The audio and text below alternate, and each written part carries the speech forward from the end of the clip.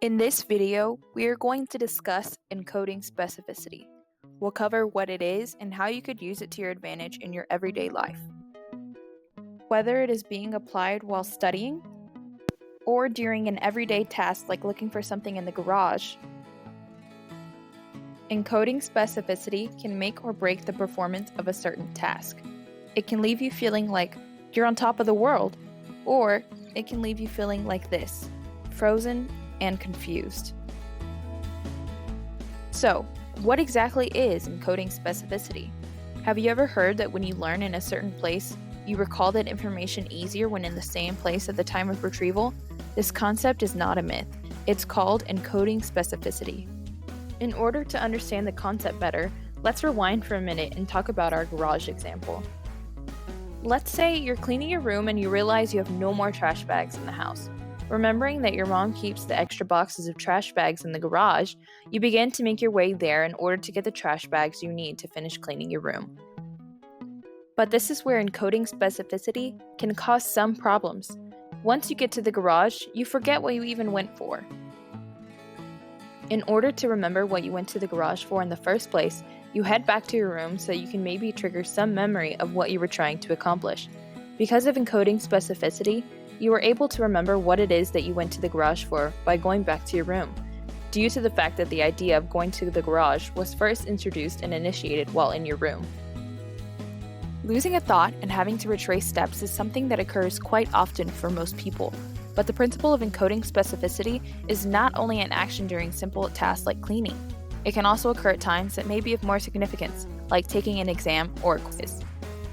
To further elaborate on the principle, let's go ahead and discuss how encoding specificity works when studying and test taking. Taking an exam can be a stressful event for a lot of people, but what is even more stressful is when you experience memory interference. Imagine you are studying in your room with your favorite pop song blasting in the background.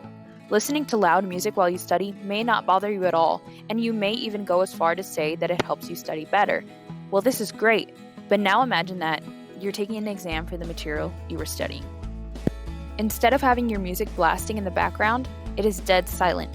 According to the principle of encoding specificity, you will not perform your best on the exam because recall of the material is what psychologists call context dependent.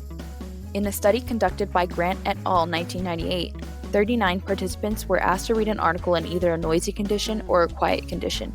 This was followed by a test of their reading comprehension that was conducted with either a quiet or noisy background. Results from this study concluded that context dependency has an effect due to better test performance when the conditions matched: silent read with silent exam or noisy read with noisy exam.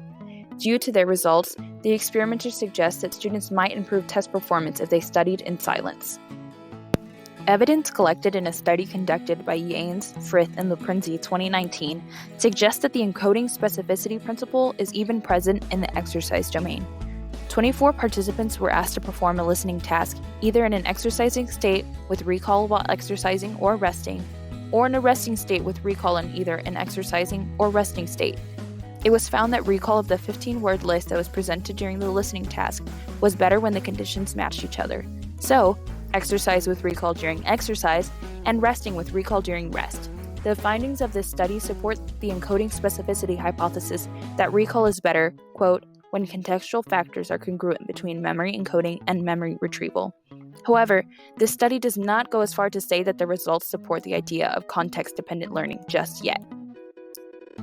In a third study conducted by Kellerman and Creeley 2003, further evidence suggests that recall of information is state-dependent, which is another factor that contributes to encoding specificity.